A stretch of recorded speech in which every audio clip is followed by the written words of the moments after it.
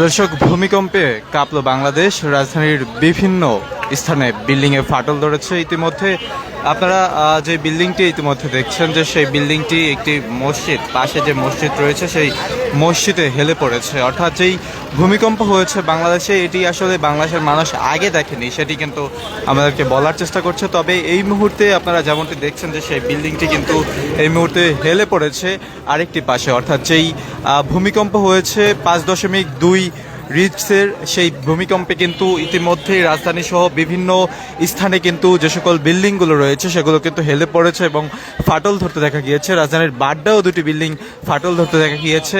এখন আপনারা যে বিল্ডিংটি দেখছেন সেটি কিন্তু আরেকটি বিল্ডিংয়ের উপরে হেলে পড়েছে, এমন চিত্র আপনারা দেখছেন। কিছুক্ষণ আগেই রাজধানী সহ সারা দেশে যেই ভূমিকম্প হয়েছে সেই পুরো ভূমিকম্পতে কিন্তু সম্পূর্ণ বাংলাদেশ কেঁপেছে। তার ইতিমধ্যে যেই পরিস্থিতি সেটি কিন্তু আপনারা দেখছেন। সেখানে যে সেই ভূমিকম্পে কিন্তু যেই বিল্ডিংটি রয়েছে সেই বিল্ডিংটি কিন্তু আরেকটি ভবনের উপরে হেলে পড়েছে, এমন চিত্র আপনারা দেখছেন। একটু আপনাদেরকে জানিয়ে